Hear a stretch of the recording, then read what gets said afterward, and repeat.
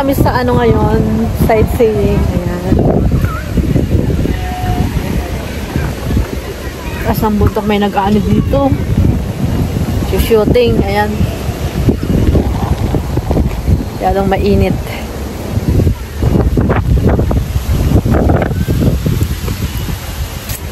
Ayan, shoutout po sa lahat. Dyan, ayan, shoutout.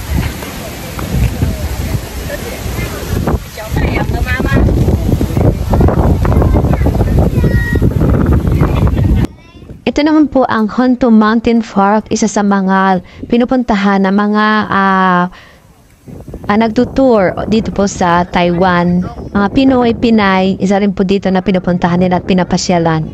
Nakakawala ng problema, stress-free po siya. Sightseeing, makikita niyo po dyan lahat. At syempre yung sunset, no? Pag maganda ang panahon. Ganda po dyan. At then yan guys, no, hindi nagpapatalo ang inyong lingkod sa mga Miss Universe dyan. Ayan, pa. modern na, slow. Ayan. Eh, lamboy ni Maymay. Ayan, masaya lang yan. Makapag-slow lang yan sa bundok. Ayan, okay na yan ang buhay niya. Thank.